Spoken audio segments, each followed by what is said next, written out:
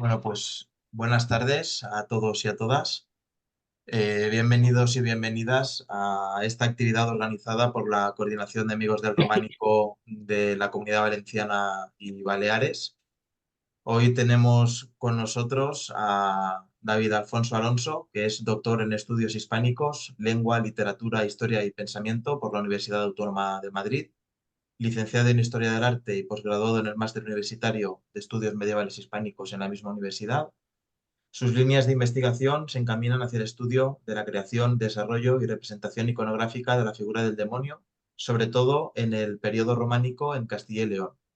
Ha participado en congresos internacionales como el titulado Luciferes, Demonios y demás diablitos, representaciones del mal en los siglos XVI, XVII y XVIII, celebrado en la Universidad Autónoma de Madrid en el año 2020 con la ponencia ¿Cómo es tu casa, Lucifer? Representaciones artísticas del infierno desde la Edad Media al siglo XVIII, o en el quinto Congreso Jimena, Vivir y pecar en el medievo, en la Universidad Complutense de Madrid, con la intervención El sufrimiento de la codicia, representación del pecado de la avaricia en la escultura románica de Castilla y León, el pasado noviembre, creo que fue, de 2023. Entre Ujú. otras cosas, ha sido docente del curso impartido por la Universidad Autónoma de Madrid, Mujeres endemoniadas, brujería, heterodoxia y poder en la España premoderna en el año 2023. Pues sin más, David, te cedo la palabra cuando quieras. Vale, muchas gracias por la presentación y bienvenidos a todos y a todas. Espero que esta charla os coja con ánimo, va a ser un poco densa, así que espero que tengáis un cafecito al lado o algo así. Bueno, entre los siglos XI, XII y XIII, la figura del diablo va a experimentar un desarrollo y expansión en el occidente cristiano que no había sido reflejado en siglos anteriores. Es a partir del siglo V cuando los teólogos e intelectuales eclesiásticos de la época comienzan poco a poco a dar un sentido completo a la actitud y forma del diablo, aunque este camino emprendido no se verá reflejado hasta siglos después. Es a partir del 11 cuando esta abstracción intelectual cambia y el diablo se hace totalmente presente en una sociedad con un modo propio, puesto que traduce la creación de un concepto que engloba desde la cabeza de la Iglesia, pasando por los grandes reinos y terminando en la mentalidad del pueblo llano. El historiador medievalista Legov declara que para las gentes de la Edad Media, el Dios creador es quien creó la tierra en un acto de gracia, con lo que la Biblia, el libro más antiguo y venerado, se lee, se utiliza y se analiza como una fuente de datos para la vida cotidiana. Las Sagradas Escrituras serán entonces la base a la que aferrarse para dilucidar quién es y cuál es el cometido en el universo creado por Dios. El diablo inaugura su presencia en la Biblia de forma temprana, en el primer libro que forma parte del Pentateuco.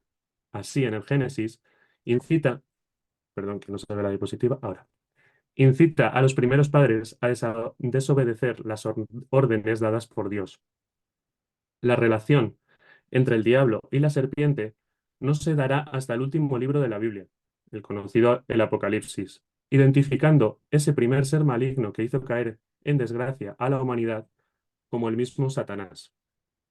En el Antiguo Testamento, la figura de Satanás apenas se deja ver. Lo encontramos en los textos pertenecientes al libro de Job, al de Zacarías o alguna mención en Crónicas. El Satanás de estos tres pasajes pertenece a la corte de Dios, y su misión es recorrer la tierra en busca de las malas acciones que haga la humanidad para posteriormente contárselas a Dios, a modo de fiscal de la creación de Dios, como así denota su nombre que en hebreo designa el adversario. Pero Satán, andando el tiempo, va a comenzar a cumplir sus funciones con exceso de celo. No solo va a vigilar a los hombres, sino que los va a incitar al pecado con el fin de someter a prueba la fidelidad del hombre hacia Dios. Una de las mayores características del diablo es la gran cantidad de nombres que se le suponen. Como una anecdótica incursión en el Corán, vemos cómo el diablo se le designan con dos nombres. Iblis, que probablemente derive del griego diabolos, siendo nombrado así hasta en 9 ocasiones, 7 de ellas durante la narración que cuenta la rebelión o caída desde el cielo hasta las profundidades.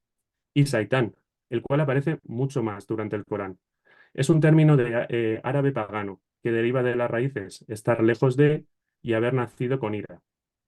El uso de ese nombre se daría después de la rebelión, o para designar al diablo en su relación con los humanos. e Iblis en su relación con Dios. El plural de Saitán es Sayatín, que denomina a los secuaces del diablo que cayeron, que es semejante a los dioses, a los demonios cristianos que cayeron con él al inframundo. Estos eran reconocidos en la sociedad preislámica como los jinn, unos espíritus ambivalentes creados por Dios a partir del fuego, como una especie de daimon griego.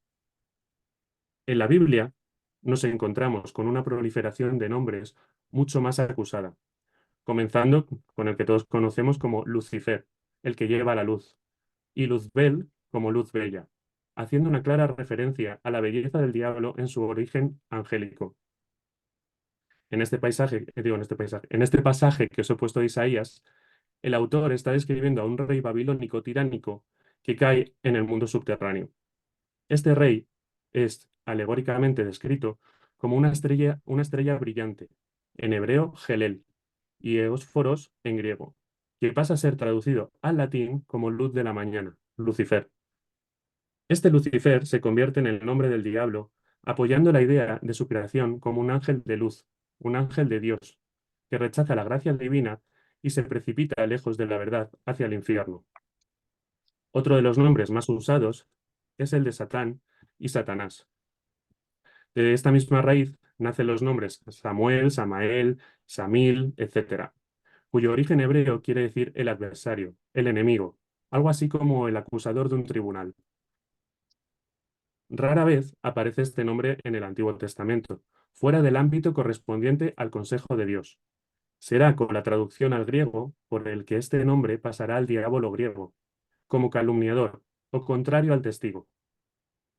Ya en el Nuevo Testamento, y contando con su traducción al griego diablo y Satán, se intercambian de manera genérica. Mateo llama al diablo Satanás. Como ejemplo de la perfecta imbricación de los dos términos, tenemos el canto 34 de la Divina Comedia de Dante. Si antes fue tan hermoso, hermoso Lucifer, como es feo, refiriéndose a Satán, quien contra su hacedor levantar quiso la soberbia cerviz, bien de él procede todo luto. También lo encontramos en los cuentos de Canterbury, escritos a principios del siglo XV. Oh Lucifer, el más brillante de todos los ángeles, ahora que eres Satán, ahora que eres feo, no puedes escapar de la miseria en la que has caído. Los dos nombres más utilizados para designar al maligno serán diablo y demonio, ambos procedentes del griego. Demonio viene de daimon, una divinidad inferior, o una especie de geniecillo que en la antigua Grecia era considerado un ánima que intercedía entre los hombres y los dioses. Ya Platón, en su banquete, considera al amor como un daimon que comunica a los hombres con los dioses. Esa relación de ánima con los daimon será vista por los cristianos como una adoración a los dioses paganos. El término diablo viene a significar el que calumnia, el que siembra discordia. La distinción entre diablo y los demonios, como sus secuaces o como la corte de ángeles rebeldes que siguieron al primero, queda muy difusa. En la Biblia, los demonios parecen que son unos espíritus inmundos, que son malos, que producen posesiones. Otra designación con la que contamos es el nombre de Belcebú, que viene del original Baal-Zebul, el señor de las moscas, y en cuyo origen era uno de los nombres del dios semítico Baal. El origen de la denominación como el señor de las moscas no se conoce bien, pero podría tener una cierta relación con las apariencias animales con las que se representa o asocia al diablo, y que vamos a ver posteriormente. Aparece en las escrituras como diablo o jefe de los demonios en Mateo. Otro tipo de nombres que se han usado para designar al diablo son estos que os he puesto aquí: Asmodeo, designado al príncipe de los demonios para los hebreos; Abadón, Azazel.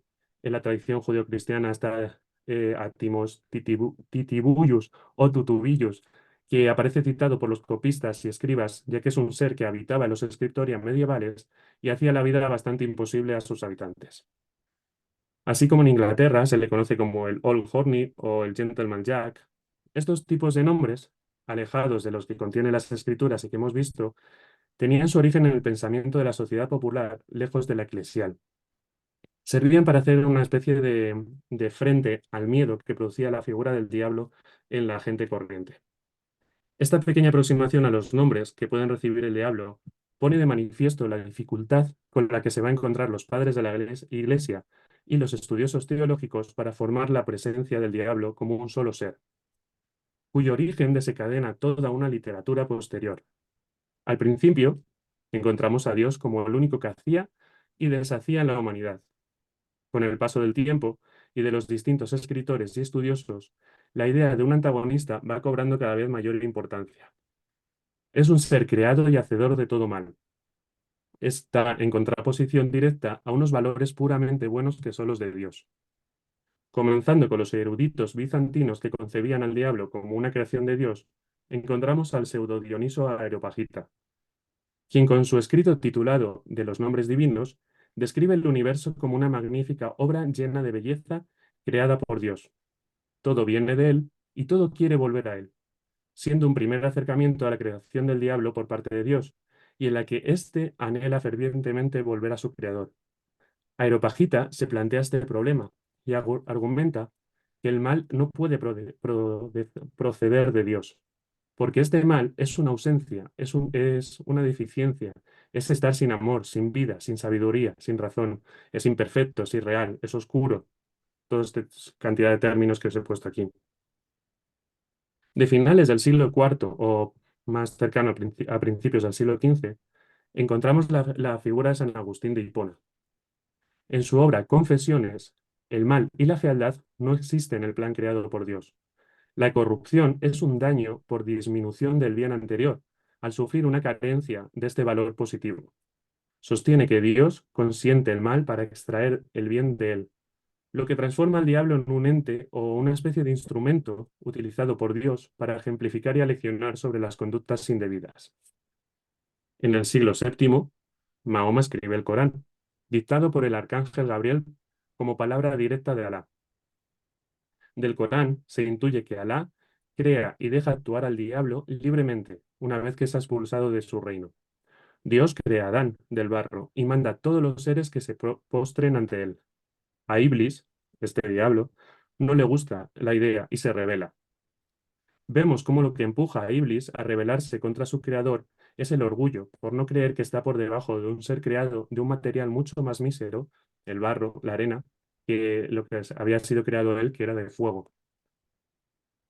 Si nos acercamos otra vez a las Sagradas Escrituras cristianas, solo aparecen dos alusiones directas a los que podríamos entender como una explicación del pecado que cometió el diablo.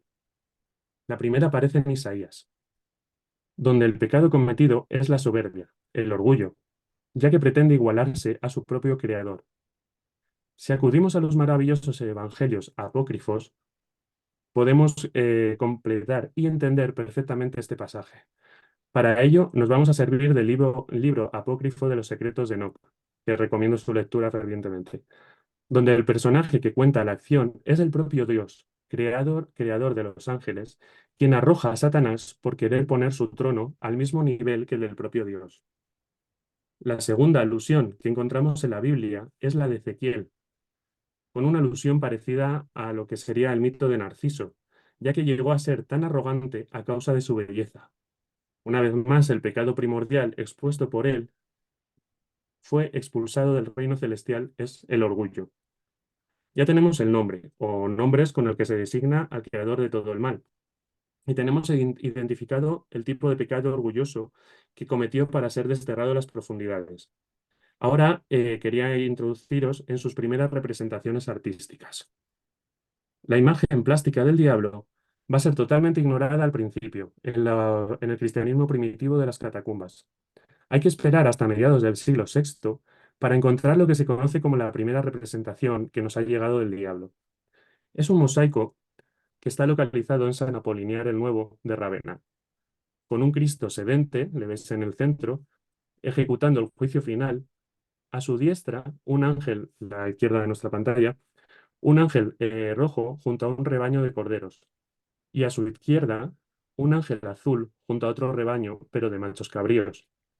Esta primera imagen sigue siendo un ángel de luz, sigue siendo Lucifer, no es Satanás todavía.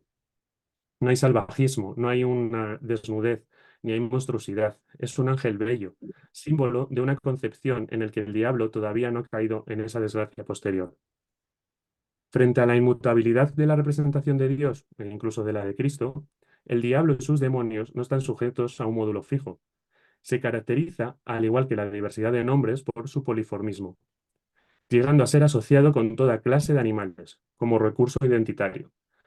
Algunos de estos animales e insectos pueden ser los que os he puesto aquí: la ballena, como el leviatán que se identifica con la boca abierta del infierno, el caballo como símbolo de la sexualidad masculina y el cerdo como símbolo de la sexualidad femenina, el gato que se identifica con la vanidad, el león posee una gran ambivalencia ya que puede representar a Cristo y al mismo tiempo puede representar al diablo, como sería el caso de Sansón desquijarando al león, el macho cabrío como asimilación del dios Pan, el mono como una burla hacia Dios, la mosca como hemos visto con Belcebú y por supuesto la serpiente, por su implicación en el Génesis. Otras de sus formas también pueden ser formas humanas. Puede ser una persona vieja, puede ser tanto hombre como mujer, puede ser un joven atractivo o una joven hermosa, puede ser físico, puede ser matemático e incluso puede ser un teólogo. Sus características más importantes serán la desnudez como gran símbolo de pecado para el arte cristiano. Lo vamos a ver posteriormente, pero recordad que a partir del pecado original se tapan su desnudez y a partir de ahí va a ser un símbolo directo del pecado. Es vergonzante y degradante en esa sociedad y asociado con los dioses paganos cuyas representaciones escultóricas normalmente iban desnudos. Es un ser monstruoso o deforme. Puede poseer la cara en el estómago, en el vientre, en las rodillas, en las nalgas, tiene las rodillas torcidas, e incluso puede aparecer cojo por su caída del cielo, tiene cuernos que se hicieron habituales a partir del siglo XI debido a su connotación de poder en la Edad Media. Tiene cola, no tiene cejas, los ojos son grandes y de un color muy rojizo o de fuego directamente. Huele a azufre cuando llega a él o cuando está presente. Tiene pezuñas que pueden hacer referencia al dios pagano Pan. Está cubierto de pelo como una asimilación a estos sátiros y faunos clásicos, dado que se necesitaba un ejemplo a seguir para la creación de una figura del diablo, ya que no teníamos una referencia. A partir del románico, aprovechan la imagen de estas figurillas de la estatuaria grecorromana. También tendrá importancia la leyenda del salvaje como un ser peludo que vive y habita en los bosques y que tanta proliferación tendrá después en el gótico. A veces se le representa con alas, pero no tiene ya las alas angelicales, son alas directamente de murciélago. Y su cabello suele ser con mechones erizados hacia arriba, como representación de las llamas del infierno o en referencia a la costumbre de algunos bárbaros que peinaban así sus cabellos, engrasados para intimidar a sus enemigos, como sensación de salvajismo, como sensación de poder, de bestialidad, de estar al margen de las normas de la vida cotidiana. En el arte bizantino vemos cómo los demonios se les representa como ángeles más pequeños y sobre todo de color negro, con cola y cuernos.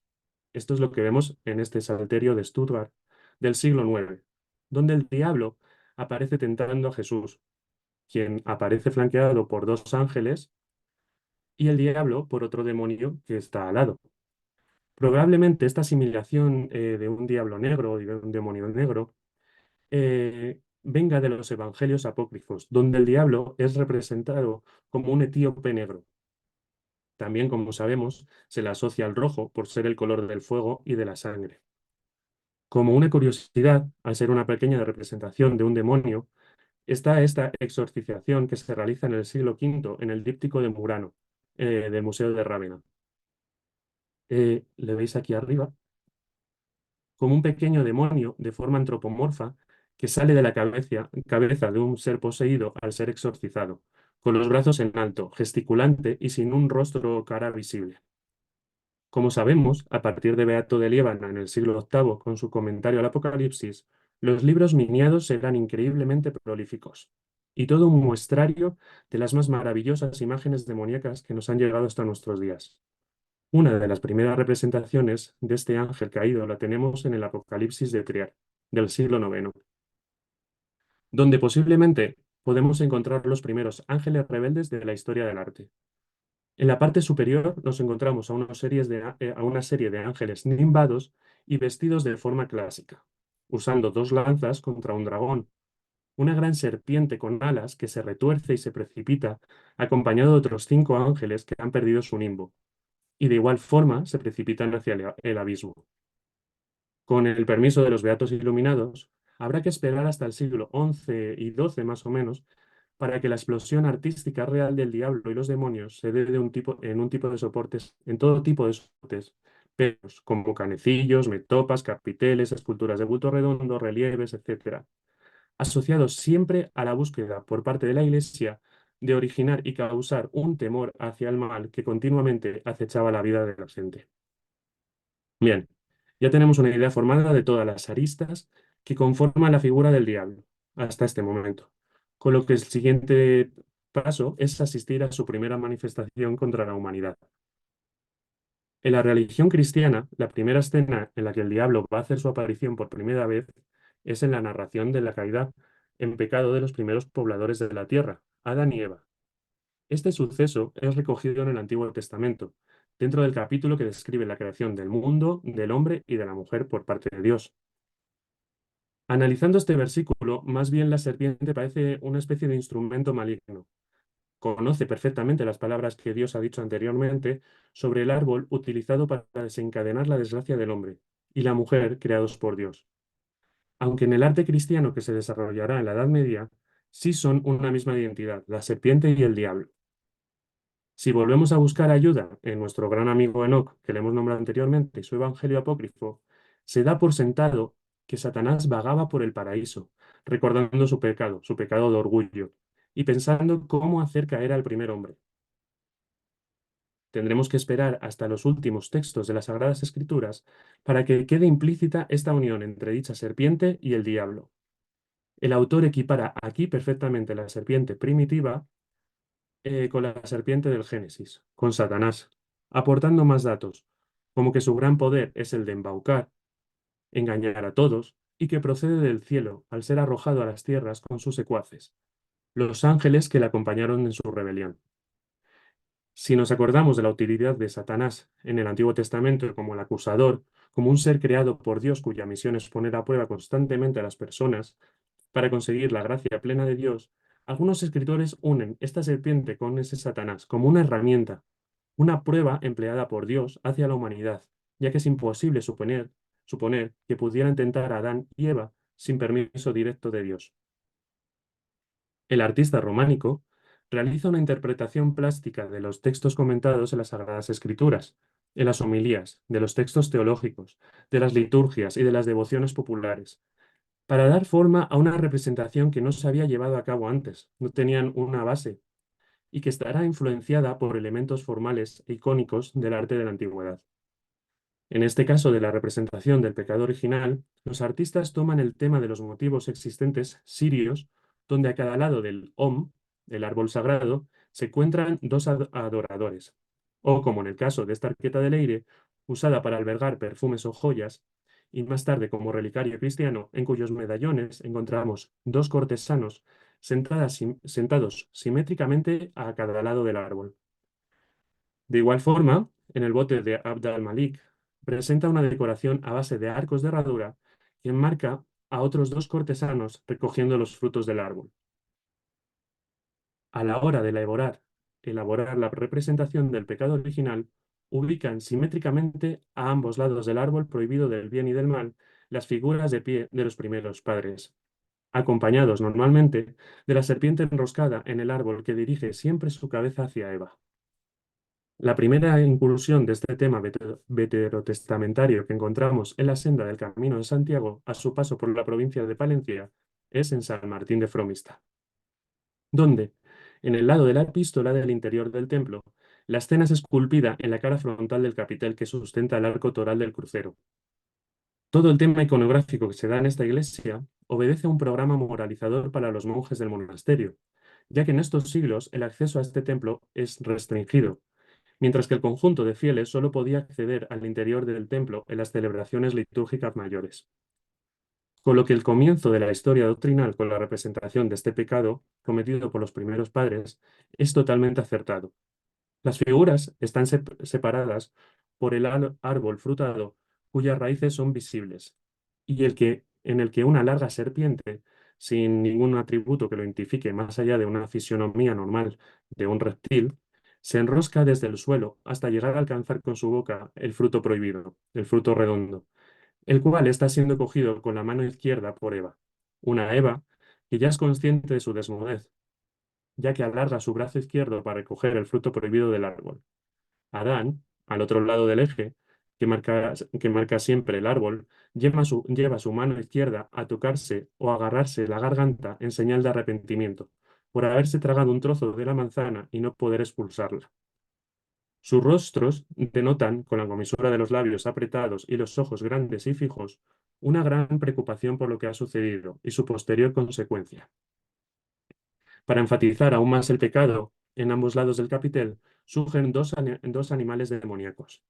El que acompaña a Eva es un ser antropomorfo, con cabeza de animal, que saca y estira su lengua, el cual está relacionado con el que aparece en el capitel que relata la fábula del griego Esopo, la zorra y el cuervo, y cuya moraleja termina siendo: quien te encuentra bellezas que no tienes, siempre busca quitarte algunos bienes. Esto da un gran sentido de interrelación entre los distintos capiteles que aparece y el mensaje moralizante y advertencia que aparece en la iglesia. En la localidad de Rebolledo de la Torre se levanta el magnífico pórtico de la iglesia el pórtico de la iglesia de San Julián y Santa Basilia a finales del siglo XII. La galería porticada corre parte del muro sur de la iglesia y es en las albanegas laterales que cobija los dos arcos que forman la ventana por su lado interior donde vamos a encontrar una representación singular del pecado original. En el exterior se encuentra una inscripción insólita que nos presenta el escultor que realizó esta obra, Juan de Pirasca, procedente de Cantabria y de la escuela del monasterio de Silos. En la enjuta central, y a modo de eje simétrico, se dispone el árbol del bien y del mal, un árbol que arrancando de la parte colgante de la que se unen los dos arcos, abre sus tallos, abre sus ramas, hacia los lados que alberga a la serpiente. La serpiente se enrosca en el árbol hasta llegar a la zona próxima donde se localiza Eva, para ofrecerle el fruto que desencadenó la caída en el pecado. La primera mujer aparece con el pelo largo, desnuda y de manera frontal, tapando su sexo con la mano izquierda y alzando la diestra hacia el fruto indicado por la serpiente. Esta Eva, para ajustarse al espacio en el que se encuentra, contorsiona su cuerpo, de igual forma que hace Adán, teniendo sobre la cobertura del arco de manera que una de las hojas de la vegetación tapa exactamente su desnudez. No le hace falta la mano. Agarra su garganta en señal de arrepentimiento y desesperación debido al bocado que por incitación femenina se le ha atragantado. A ambos lados de los protagonistas se enmarcan unas espléndidas edificaciones en forma de torres que aluden a un paraíso perdido tras la caída en pecado. La situación de este mensaje en la cara interna de la ventana, junto con los que presentan los distintos capiteles, es una clara alusión al pecado y su condenación, lo que responde a una intención por parte de la Iglesia hacia aquellos que entraban en este pórtico, sobre todo hacia los penitentes, que aguardaban bajo su cobijo durante las ceremonias medievales de reconciliación, en la que el recuerdo de la expulsión del paraíso estaba muy presente. Cambiando de iglesia, en el interior de la iglesia de San Miguel se cobija una pila bautismal ya de época más tardo-románica, perteneciente a la ermita de San Andrés. A modo de cenefa, en el vaso de la pila, se van sucediendo personajes de postura erguida, sin separación. Entre ellos está la escena del pecado original, con el árbol siendo otra vez el centro de la composición. Un árbol de fuerte tronco y frutos redondos en la copa, por el que recta, trepando una enorme y ancha serpiente que enrosca su cuerpo, uniéndolo al anillo inferior de la pila bautismal. La serpiente solo enreda parte de su cuello al tronco para llegar a alcanzar con su boca el fruto que le está dando a Eva, para que caiga la desdicha. La primera mujer agarra este fruto con la mano derecha y usa la izquierda para sujetar la hoja con la que tapa su sexo. En el lado contrario, Adán hace el mismo gesto de tapar sus genitales con una hoja que sujeta con la mano izquierda y adopta el representativo gesto otra vez de llevarse la mano al cuello.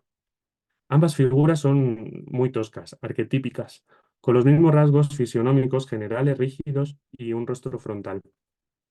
La utilización de este tipo de tema, como es el pecado original en una pila bautismal, tendría todo un sentido dogmático ceremonial, ya que debido a la entrada del pecado en el mundo por la desobediencia de los primeros padres a Dios por culpa del influjo del diablo, el alma debe ser redimido, limpiado y debe ser perdonado con la ceremonia del bautismo, para comenzar a acercarse de nuevo a la gracia de Dios.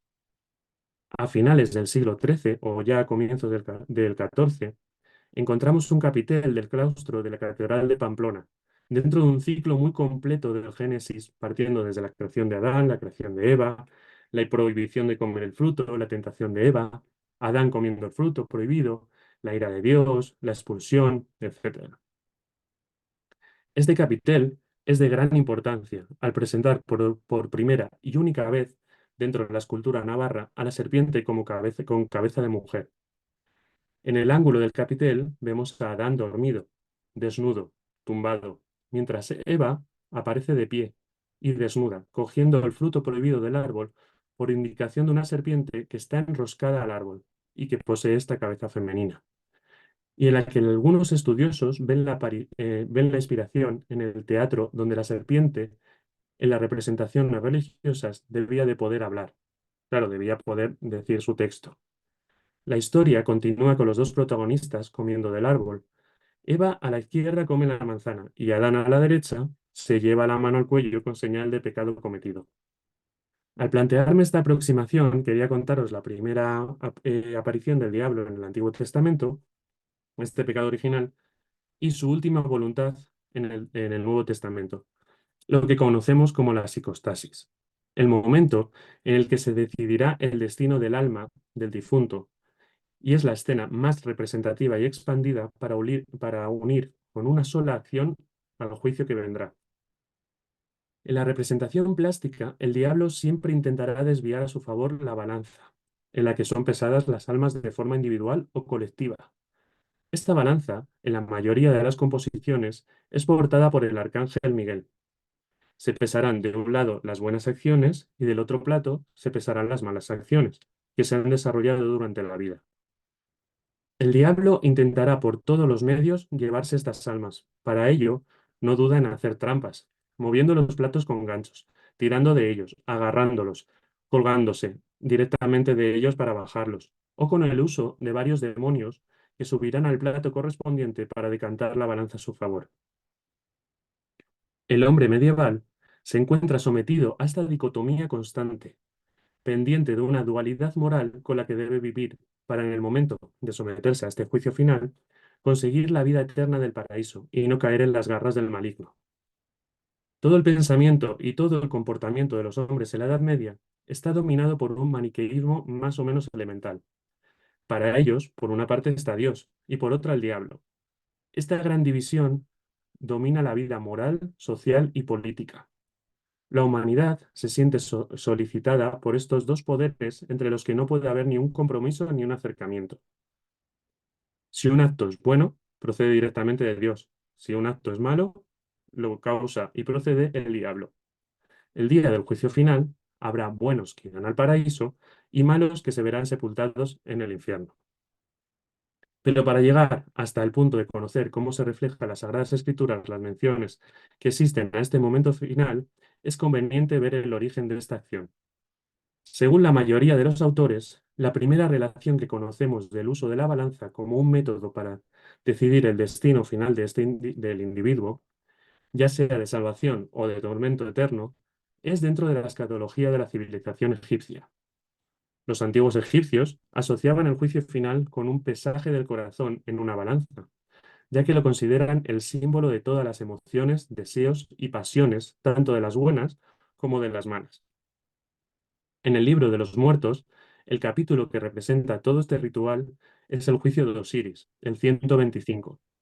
Uno de los papiros mejor conservados donde se muestra esta representación es este de aquí, el papiro de Ani, donde encontramos a Osiris en un trono en el extremo como un juez. En la parte superior aparece toda una serie de dioses como un jurado divino, donde irán contando las cosas, asistiendo como asesores. Debajo de ellos se encuentra la balanza, con Anubis, el dios chacal de la momificación, y encargado de acompañar a los muertos como una especie de psicopompo, es decir, un ángel o un ser que guía al alma. Detrás de él se encuentra el dios Thoth, como escriba de los dioses. Al ser el dios de la escritura y las artes, es quien, como diríamos hoy en día, levanta el acta del juicio.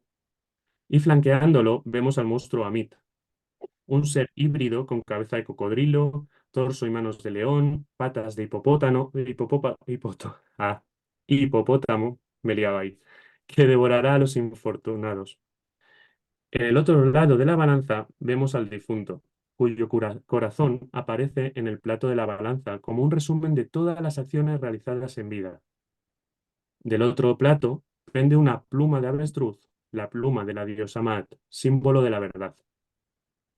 El difunto se salvará cuando la pluma y el corazón queden en un equilibrio, como es en el caso que se representa en este papiro. Pero para aquellos corazones que hubieran pesado más que la pluma, su destino será fatídico y Amit pues se los comerá.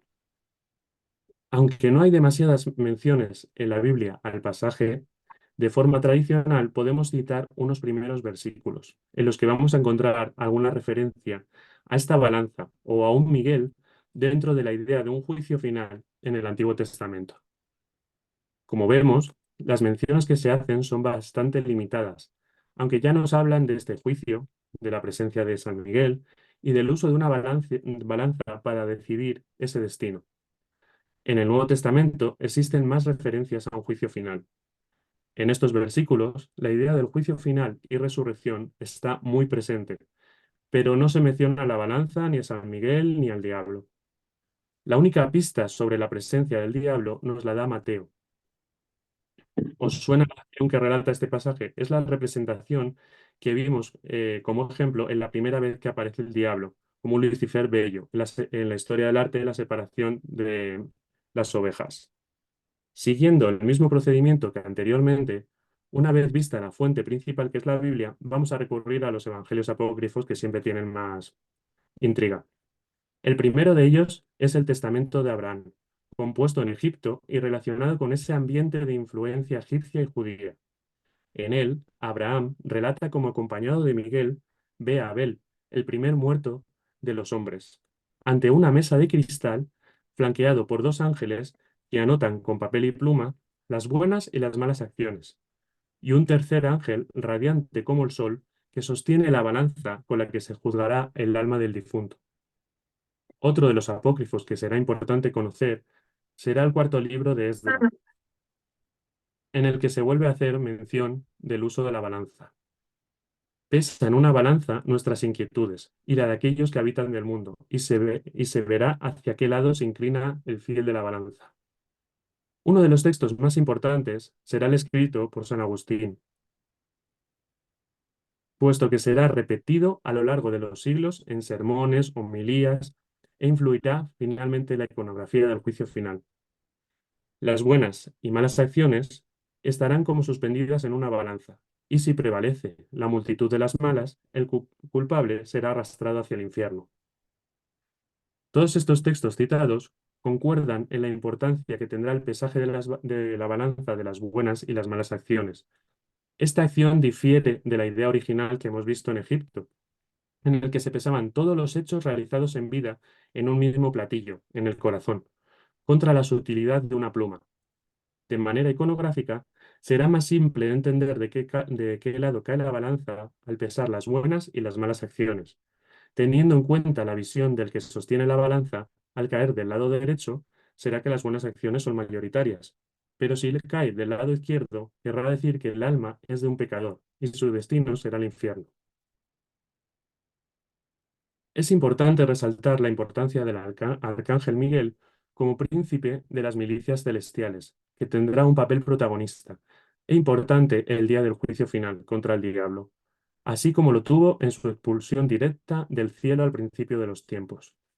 Su unión con la representación de Hermes Mercurio dará aún más importancia a su figura y devoción como ángel Pompo, que acompaña a las almas en el juicio de los difuntos para pesar sus acciones.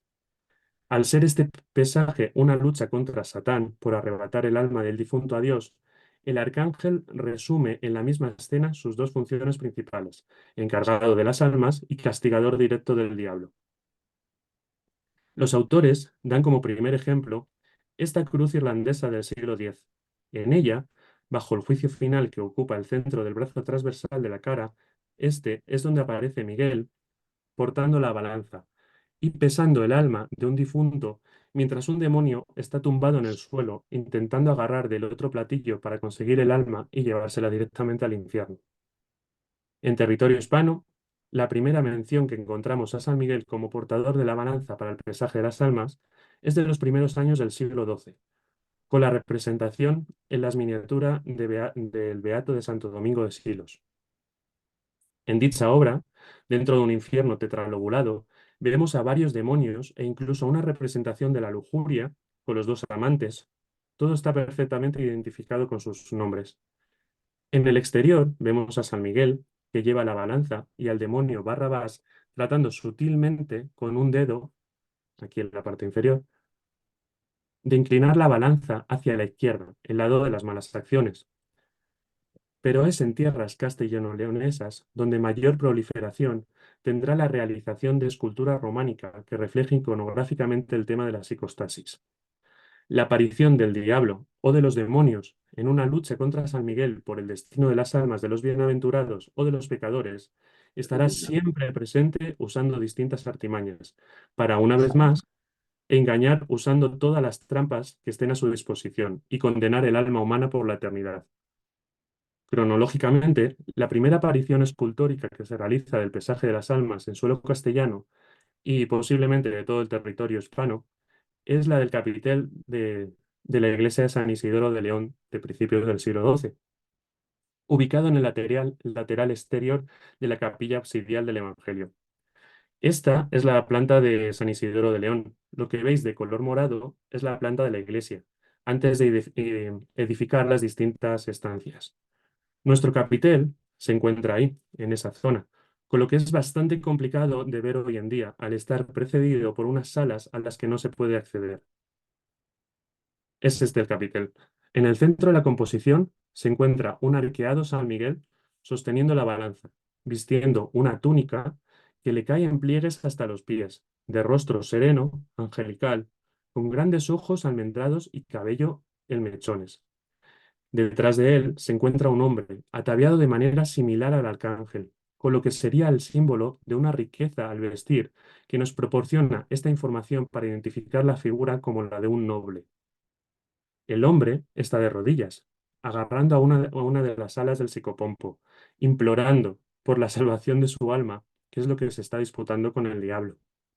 Este aparece en el otro extremo, cerrando la composición como un gran monstruo animal que no duda en ir a meter su garra directamente en la balanza para llevarse el alma del noble. Aunque parece que el rostro de grandes y enormes ojos abiertos, nariz ancha y boca haciendo una mueca reflejan el disgusto porque a pesar de su esfuerzo por provocar que el plato caiga de su lado, la inclinación de la balanza va hacia el lado positivo. La inclinación de San Miguel contorsionando su cuerpo hacia el rostro frontal del diablo da una sensación de movimiento teatral, pero que es enormemente efectivo, que se acrecienta con las líneas transversales marcadas por las alas y los brazos hacia la balanza.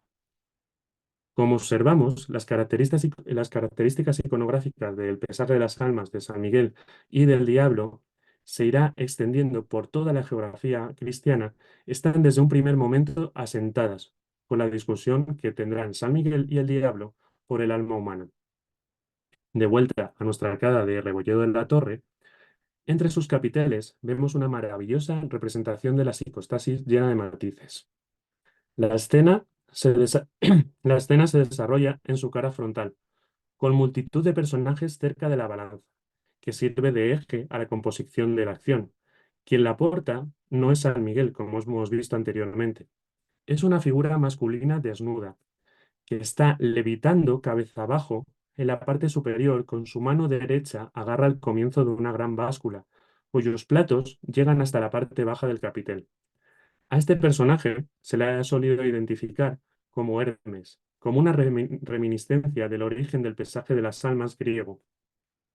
La figura de otro hombre de mayor tamaño y rostro detallado y ladeado se encuentra en el ángulo de la balanza, aunque la mayoría de su cuerpo es tapado por otra figura que se aprecia cómo levanta las piernas para empujar el plato de las acciones negativas. La última alma masculina desnuda está entre los dos grandes platillos, de manera diagonal y agarrando el lado de las malas acciones para contrarrestar al diablo. En el ángulo del capitel se encuentra la figura de un gran San Miguel, apenas que está totalmente desgastada y perdida, de la que solo queda la silueta y un gran ala del ángel. En el ángulo opuesto es el turno del diablo, un maligno ser de cuerpo antropomorfo y animal. Su cuerpo está en una difícil contorsión de busto recto, cabeza ladeada, brazos hacia ambos lados del capitel y patas velludas y terminadas en garras ahorcajadas. Es una postura muy difícil. El rostro está erosionado, pero denota un cabello en jirones o unos mechones de carácter llameante hacia arriba. Con uno de sus brazos agarra el platillo de las malas acciones, en el que ha puesto una gran cantidad de cantos o piedras para trampear la decisión de la balanza, y con el otro brazo agarra el alma del difunto, que ya es de su propiedad. Es un capitel de gran dificultad y originalidad en la composición de la escena, dando una sensación de movimiento, agresividad y situación de agonía que comunica realmente perfectamente el mensaje del juicio final con el pesaje de las almas. Del estilo escultórico y compositivo de este capitel beberá los siguientes, como es el ejemplo del capitel que encontramos en la portada de la iglesia de Santa Cecilia, de finales del siglo XII, en Vallespinoso de Aguilar. En este capitel, el más próximo a su entrada, vemos una vez más la balanza que hará de eje al estar suspendida desde la parte superior. Y a diferencia de la iglesia de San Julián y Santa Basilia, con la figura de Hermes, aquí pende de la boca dentada de un mascarón monstruoso de grandes ojos. Los platos están erosionados o desgastados, al igual que el rostro de una figura que sujeta uno de los brazos del objeto al lado izquierdo de la balanza próximo al diablo. San Miguel aparece como una figura alada, grande, que ocupa toda la altura de un capitel, ataviado con un rico ropaje de telas en pliegues, media melena, con el cabello peinado y rostro frontal y sereno que aguarda la resolución del persaje. En el otro extremo, el diablo ha perdido los rasgos antropomorfos y es una bestia de grandes mechones que le cubren el cuerpo, patas y gesto totalmente violento. La única parte que vemos de su cabeza es un cabello llameante que sirve para indicar la perversidad intrínseca, propia de los seres bajos, desde los locos a los vanidosos y desde los extravagantes al propio diablo. En la localidad de Fuentidueña, dentro de la provincia de Segovia, se realiza uno de los más expresivos y detallados capiteles que representa este tema del pesaje de las almas. Aquí. Es en la iglesia de San Miguel Arcángel, de entre los siglos XII y XIII, donde se encuentra emplazado en el interior de la iglesia, adosado al muro norte, comenzando la lectura por su capitel por su cara lateral izquierda. Con un ángel de alas desplegadas y de cabello rizado, portando un paño en el que reposan dos figuras, manteniendo una relación con la representación del seno de Abraham, como el destino para los justos. Se les identificará con los bienaventurados, las almas buenas que han salido victoriosas de este pesaje de la balanza y son transportadas directamente al cielo. Delante de este ángel, en el ángulo del capitel, es el lugar para la gran figura del portador de la balanza, San Miguel, de rostro sereno, apacible, ataviado con una larga túnica que está ceñida a su cintura y con las alas desplegadas. Sujeta la balanza con un dedo, con el dedo índice de su mano izquierda, y agarra el extremo de las buenas acciones con la mano derecha.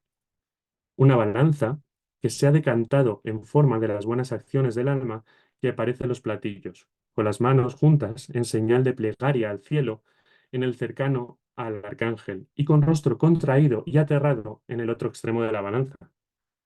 En este extremo es donde es el lado malo, aparecen dos demonios intentando hacer trampas para conseguir contrarrestar la balanza y llevarse el alma al infierno.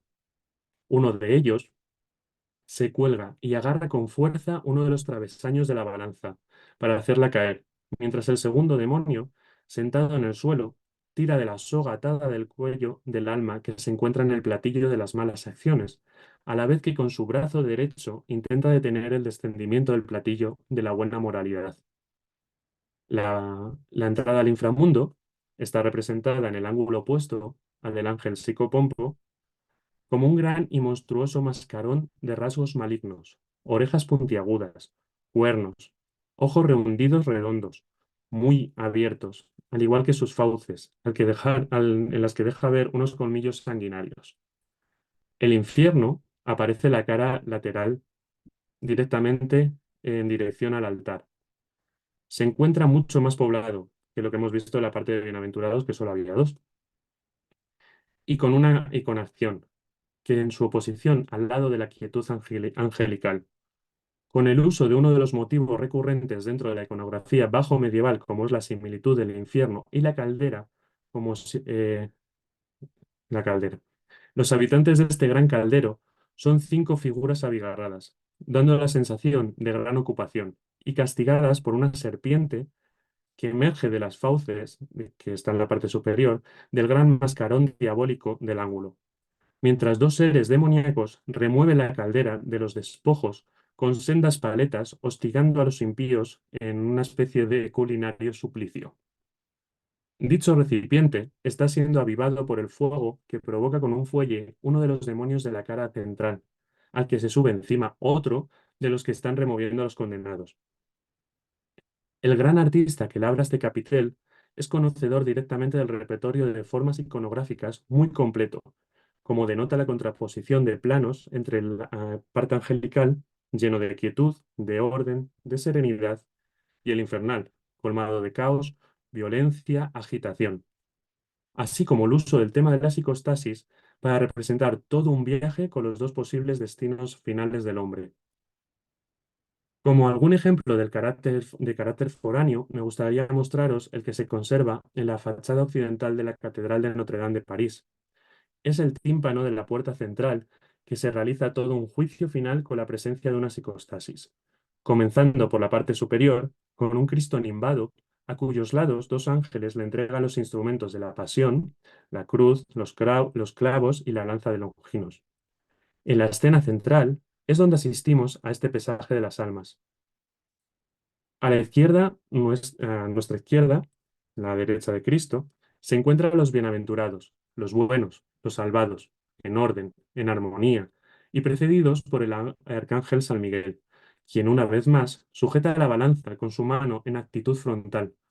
No interceden en esta balanza, al contrario que el enorme diablo monstruoso, velludo, con cola y cuernos, casi todas las características arquetípicas que hemos estado viendo y que se encuentra en el otro extremo de la balanza, interpelando directamente al fiel que accedía a la catedral y agarrando el plato de la balanza con sus garras, a la vez que es ayudado por otros dos demonios para que este plato ceda hacia su favor y ganarse el alma humana. Detrás de él vemos a otro demonio que está conduciendo o empujando a los pecadores, entre los que podemos ver distintos eclesiásticos, reyes, nobles, monjes, todos los estamentos sociales que son atados y conducidos al infierno. Para ir terminando, he traído dos ejemplos maravillosos de lo que de forma contemporánea a esta escultura que hemos estado viendo se realiza en la iluminación. Con el camino emprendido por Beato de Liébana, como hemos dicho al principio del siglo VIII, al realizar sus comentarios al Apocalipsis, se da origen a todo un género literario importantísimo en España, que irá acompañado de un desarrollo de la miniatura de manera extraordinaria.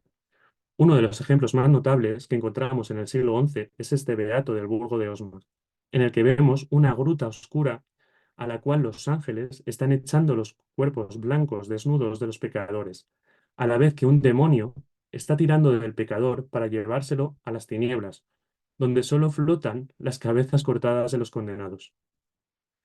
La mayor parte de este infierno está ocupado por el gran cuerpo de Satanás.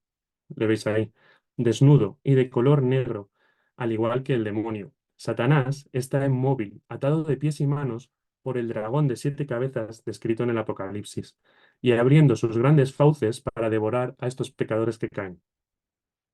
de este mismo siglo XI es el excepcional Beato de Facundo o de Fernando I y Doña Sancha.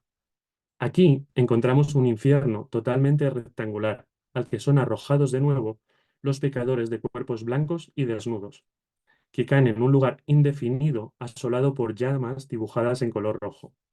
En el centro se encuentra una vez más nuestro diablo, encarcelado y encadenado. Este tiene forma antropomorfa, negro, desnudo y con cabello, abriendo su boca en un gran grito de desesperación. Para ya terminar con un detalle excepcional, encontramos en el siglo XIII, con Alfonso X, la traducción del libro de la Escala de Mahoma al castellano, un vehículo de conocimiento de la cultura islámica al tomar como base las descripciones aparecidas en el Corán. Es de autor anónimo. Relata en primera persona el viaje de Mahoma acompañado por el ángel Gabriel desde el templo de Jerusalén hacia el cielo, donde recibe el Corán, y finaliza su viaje con la visita al infierno. Mahoma, acompañado siempre por Gabriel, comienza su viaje encontrándose con el tesorero del infierno, quien le explica cómo Dios lo creó prendiendo fuego sobre él durante 1000 años, hasta que todo el infierno, en su totalidad, estuviera al rojo vivo. Está compuesto por 7 tierras, cada una de ellas con un mar de fuego. En cada tierra se suceden castigos para atormentar y maltratar continuamente a los pecadores. De la misma forma que los Beatos, este libro aparece ilustrado con miniaturas, recreando tanto el viaje de Mahoma por el cielo como de parte del infierno. Mahoma, montado sobre el alborac, este es el que ves aquí, la bestia que le sirve de vehículo durante el viaje, y acompañado en todo momento por Gabriel, llega a la puerta construida por llamas y custodiada por un tesorero de la primera tierra, donde se guarda un viento, Arre Alaquín, capaz de asolar por entero el mundo si se escapa o si se abre. Asistimos a todo un festival de criaturas y monstruos que surgen y se reúnen en torno al árbol Zakum, un árbol que crece en este infierno islámico. En la escala se describe como cada árbol tiene 70.000 clases de frutos y en cada fruto 70.000 gusanos. Al pie de cada árbol está lleno de bestias de muy diversas clases y cada una de ellas provoca en los pecadores 70.000 clases de tormentos. En la miniatura, que está aquí reflejada, son los gusanos con distintas clases de cabezas monstruosas, dragones o animales, y a los pies del árbol, los pecadores están siendo castigados terriblemente. Otro de los pecados ilustrados es el de las mujeres adúlteras. Vi tal número de mujeres que formaban una muchedumbre importante. Estaban todas ellas colgadas de unas maderas muy grandes de fuego por sus partes vergonzantes. Los maderos pendían de unas cadenas de fuego que ardían. Así lo vemos reflejado en esta representación iconográfica con las mujeres colgadas de unos maderos de color rojo, en un espacio indefinido, oscuro, y están azuzadas por las llamas de fuego que custodia un demonio de aspecto simiesco que voltea su cabeza para ver al visitante. Como vemos, en el libro de la escala de Mahoma, el infierno aparece con todo lujo de detalles descrito, compartiendo, desarrollado y jerarquizado, características que serán decisivas para el desarrollo posterior de los relatos de viajes, llegando a su culmen con la comedia de Dante. Con esta panorámica de diversas representaciones del diablo entre los siglos XI y XIII, termino esta charla. Espero que les haya gustado y que no se haya hecho muy densa. Muchas gracias.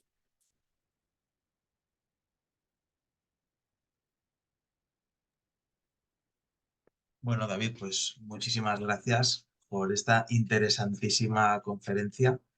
Ahora, sin más, abrimos una ronda de preguntas. Si hay alguno o alguna de los asistentes que tenga alguna duda, ahora es el momento. Creo que a través del chat o bien ¿Sí? activando en vuestros ordenadores el micrófono, estamos atentos a vuestras dudas.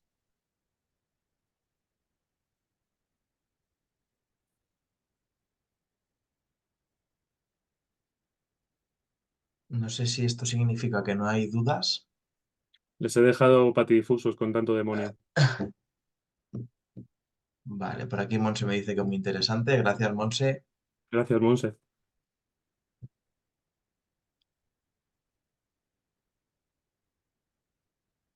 No hay ninguna duda. Uy, espera, que la lío. De todas maneras, si luego lo vais a pasar y hay dudas, abajo está Sí, mi correo electrónico. Me pueden escribir en cualquier momento por si quieren información sobre libros o información sobre otras representaciones del demonio. Me escriben ahí y yo contesto eso. vale, un momento. Aquí están levantando la mano. Eh, Adelante, Javi.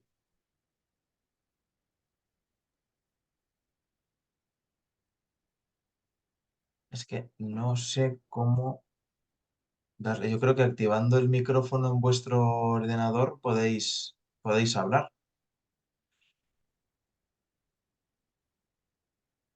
Carmen creo que había levantado la mano también. Ujú. No sé si es porque hay alguna duda o...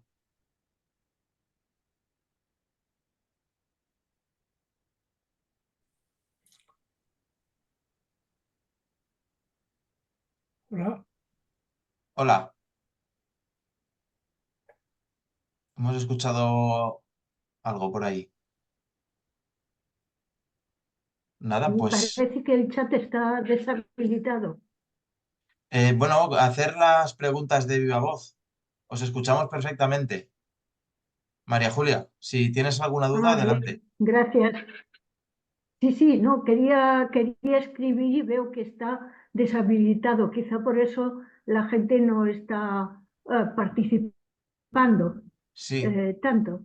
¿Mm? es que Sí, a mí sí, yo pues sí. me he quedado Dime, dime, perdona.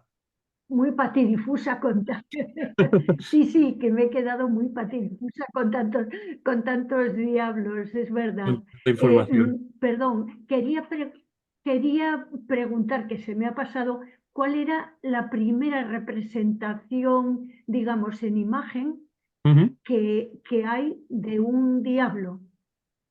En imagen, bueno, veo que lo has puesto en algún libro, pero por ejemplo, en el románico, ¿cuál es de los más antiguos que aparecen? La primera representación más antigua. Si tenemos en cuenta como representación, a ver, voy hacia atrás. Si tenemos en cuenta como Ajá, representación del diablo la serpiente del pecado original, sí, sería o en Fromista o en Dueñas. Serían las dos representaciones más más cronológicamente antiguas. primeras. Ujú. Y cuando aparece, sí, en forma de monstruo, o sea, de personaje monstruoso, con orejas y cuernos y todo eso, Esa yo la tengo documentada en la de la psicostasis de León, de San Isidoro de León, porque de San Isidoro. cronológicamente sería la primera. Ujú. Ah, Pero bueno, claro, representaciones de monstruos que queremos que sean demonios, hay bastantes. Lo que pasa es que son de siglos más o menos contemporáneos, de finales del 11-12. Es que es cuando empieza todo a formarse, porque no vienen de una base propia. Entonces tienen que ir ahí poco a poco hasta que se establece un arquetipo que es en el que tiran ya durante siglos. O sea que tienen que ah, ser esas dos que le he dicho. muy bien, muchas gracias. A ti, María Julia.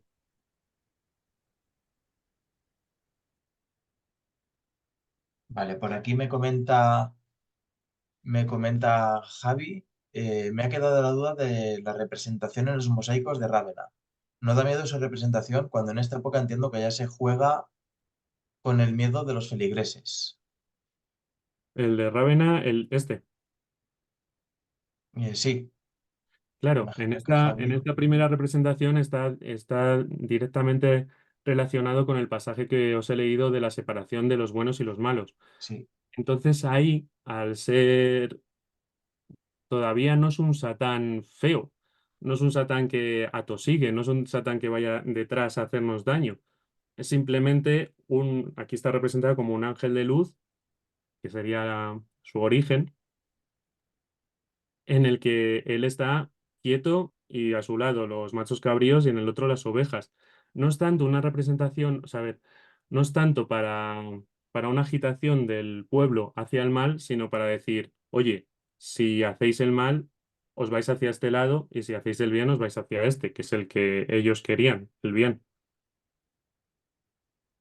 No es el Satán sí, o el diablo feo que vamos a ver más tarde, porque esto es del principios del siglo VI.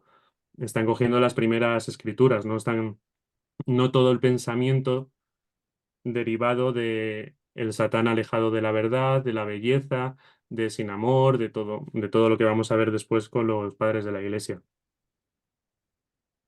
Bueno, por aquí María Luisa dice que ha sido muy interesante y que le ha parecido muy completo, Gracias. que muchas gracias. José María también, que magnífica potencia y interesantísima, muchas gracias. Muy interesante, gracias. Jorge dice que muchas gracias, que fantástica ponencia. Javi, que ha aclarado, muchas Muchas gracias, gracias. Javi. Y bueno, no quería hacer spoiler, pero hay María Pardo hace que haría falta una segunda edición de la charla. Eso lo estábamos hablando justo antes Justo de... antes de empezar, Bueno, nos sí. hemos conectado un poco antes, David y yo, para charlar de nuestras cosas y comprobar que todo esto funcionará bien. Y seguramente de esto salga una segunda edición o las que David quiera hacer, porque es un tema súper interesante y Es como un habéis tema visto, un tema que domina perfectamente. Es un tema Carmen, muy ambicioso y en esta parte solo quería presentaros como la primera incursión en la Biblia y la última. Pero claro, entre medias hay toda una serie de acciones que se representan perfectamente y que eso da para mucho. por aquí Carmen Ferrer comenta que le ha parecido muy interesante la nueva vía del iluminado de Mahoma. Sí, Igual también en la misma línea, Monse dice que le ha llamado mucho la atención el libro de y escala la de Mahoma. escala de Mahoma. Sí, es un Los libro muy hadices interesante, musulmanes y todo esto también son una buena fuente para el estudio de todo este realmente. tipo de imágenes. Mm, Por aquí, felicitaciones, muy interesante y saludos desde Salamanca. Dani La Gracias. Torre, muchas gracias, muy interesante. Y no sé si hay alguna pregunta más. Lo dejamos aquí. Cerramos esta conferencia.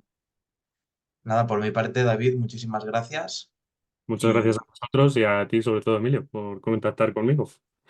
nada, pues hasta pronto. Hasta pronto. Nos vemos en otra.